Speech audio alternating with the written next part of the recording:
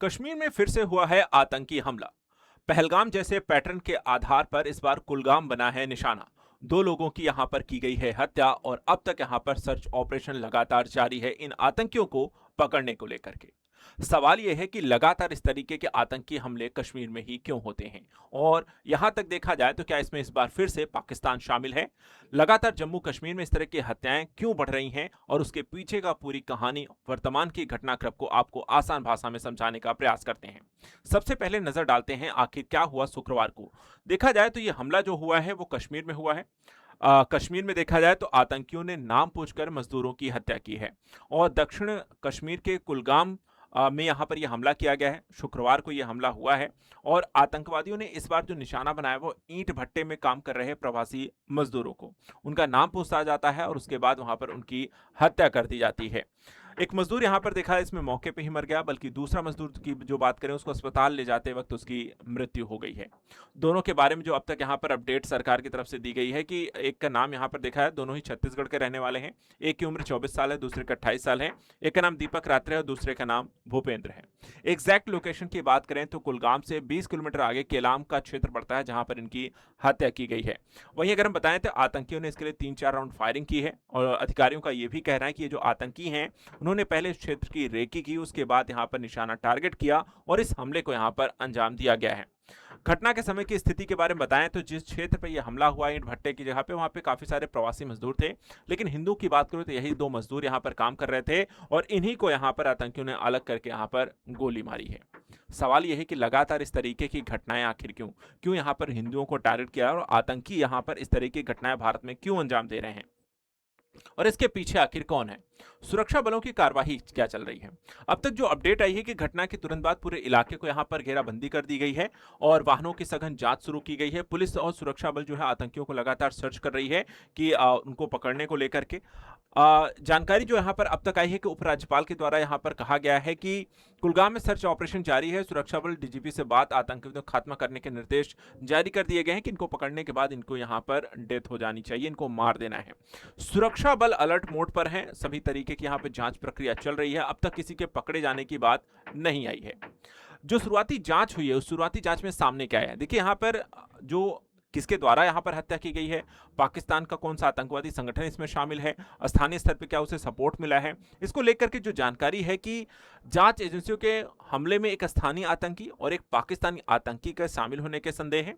शुरुआती जांच मुख्यतः जो फोकस करता है मोहम्मद लतीफ पर है और बताया गया पिछले वर्ष लश्कर तैयबा द रेजिस्टेंस फ्रंट भी यहां पर इसमें ये शामिल हुआ था और मामले की जांच अब तक कोई यहां पे आधिकारिक पुष्टि लेकिन नहीं की गई है कि एग्जैक्टली यहां पर इसमें शामिल कौन है। ऐसा ही कुछ हमला यहां पर 10 दिन पहले भी हुआ था। एक पुलिस को यहां पर आपको निशाना टारगेट किया गया था और अचानक से सुरक्षा बलों पर हमला हुआ था। इसी हमले में दोनों ओर से फायरिंग होती है और हेड कांस्टेबल आशिक हुसैन कुरैशी को यहां पर गोली लग जाती है। उन्हें अस्पताल ले जाया जाता है जहां पर वहां पर उनकी मृत्यु हो जाती है। उन्हें डॉक्टरों के द्वारा मृत घोषित कर दिया गया।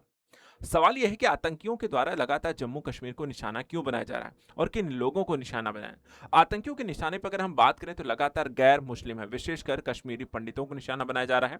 भाजपा कार्यकर्ता या स्थानीय निकायों में चुने गए लोगों को टारगेट किया जा रहा है। जम्मू कश्मीर के पुलिस जवान और अधिकारियों को और साथ ही साथ दूसरे राज्यों से कश्मीर में काम करने आए मजदूरों को भी यहाँ पर टारगेट करके उनकी डेथ की जा उनको मारा जा रहा है, उनकी यहाँ पे हत्याएं की जा रही हैं। अभी हाल ही में देखें तो दो और ऐसी घटनाएं देखने को मिली। एक यहाँ पे 18 जुलाई को, दूसरी 8 जुलाई को। 18 जुलाई को राजौरी में एलओसी पर घुसपैठ की यहाँ पर एक कोशिश की गई थी। 17 जुलाई की रात राजौरी सेक्टर में एलओसी पर संदिग्ध गतिविधि हुई थी। भारतीय सेना ने फायरिंग उसके बाद की थी और तारकुंडी फॉरवर्ड इलाके में लगभग 1.5 घंटे तक रुक रुक कर यहाँ पर गोलीबारी हुई। सेना का दावा था आतंकी घुसपैठ यहाँ पर कोशिश कर रहे थे।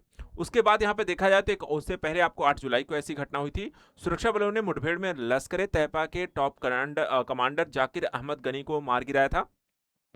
पहलगाम आतंकी हमले के बाद जारी 14 मोस्ट वांटेड आतंकियों की सूची में शामिल है और सेना, जम्मू कश्मीर पुलिस, सीआरपीएफ के द्वारा एक संयुक्त अभियान में इसको अंजाम दिया गया। इसके अतिरिक्त अगर हम देखें पिछले कुछ वर्षों में तो जम्मू कश्मीर में ऐसी कई सारी हत्याएं जिसे हम टारगेट किलिंग कह सकते हैं हो रही हैं और इसमें एक दो नहीं बल्कि आपको 8 से 10 ऐसी घटनाएं हैं।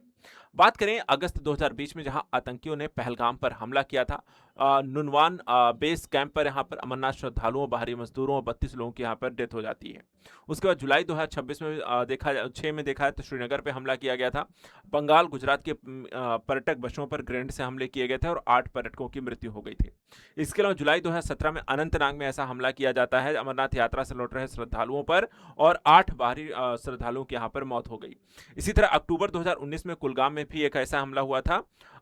कटरसू में पश्चिम बंगाल के 5 प्रवासी मजदूरों की ऐसी गोली मार करके हत्या की गई थी। इसके अलावा अक्टूबर 2021 में श्रीनगर और कुलगाम में एक और हमला हुआ था। टीआरएफ एलएटी आतंकियों ने बिहार के रेहड़ी पटरी वालों को यहां पर निशाना बनाया था और उनकी हत्या कर दी थी। इसके अलावा जून 2022 में बड़गाम में अगर हम देखें तो ईंट भट्टे पर काम करने वाले बिहार के 17 वर्षीय मजदूर की हत्या कर दी गई। फिर फरवरी 2024 में श्रीनगर में ऐसा हमला हुआ जब हब्बा कदल क्षेत्र के पंजाब के 2 कारपेंटर की यहां पर पास से गोली मार करके हत्या कर दी जाती है। इसके अलावा जून 2024 में रियासी में अगर हम देखें तो ऐसा ही शिव खोड़ी जा रहे श्रद्धालुओं की बस पर हमला हुआ और बस खाई में गिर गई और 9 बाहरी श्रद्धालुओं की मौत हो गई। और अक्टूबर 2024 में गांधरबंज में भी हम बल में देखें तो Z mode tunnel camp site पर हमला हुआ। 6 बाहरी इंजीनियर मजदूर और एक स्थानीय डॉक्टर की यहां पर मृत्यु हो गई थी। तो इस तरीके से यहां पर लगातार बाहरी लोगों को टारगेट किया जा रहा है। श्रीनगर में कोई प्रवेश ना करे, जम्मू कश्मीर ना रहे, जम्मू कश्मीर को यहां पे आबाद होते हुए नहीं देखना चाहते हैं। जिस तरीके की प्रशासनिक व्यवस्था, विकास, पर्यटक यहां पर बढ़े हैं, रोजगार अन्य तरीके की डेवलपमेंट हो रही है, कहीं ना कहीं पाकिस्तान ओरिएंटेड एक आतंक का यहाँ पर जमावड़ा था वो कश्मीर से धीरे धीरे खत्म हो रहा है और वो इसे होने नहीं देना चाह रहे हैं और इसलिए ये भी चाहते हैं कि बाहरी लोग यहाँ पर आने से डरे।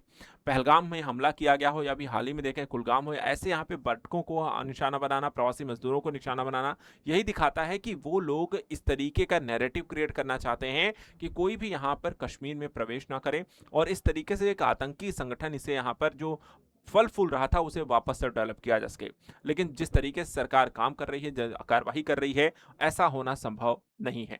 पाकिस्तान या तो सुधर जाए या तो यहाँ पर देखा है तो सरकार के द्वारा इनको नाबूद किया जाए। आपका ऐसे हमलों को लेकर के क्या राय है? आखिर कश्मीर में ही हमले क्यों होते हैं? इस पर हम अगला वीडियो बनाएंगे, जानेंगे भौगोलिक स्थिति और साथ ही साथ जियोपॉलिटिक्स सिचुएशन कि कैसे यहाँ पर घुसपैठ होती है, किस तरीके की यहाँ पर समस्याएं हैं और यहाँ पर लगातार कश्मीर जैसे क्षेत्रों में आतंकी हमले क्यों होते हैं। फिलहाल आज के लिए इतना ही। Thank you so much and good luck.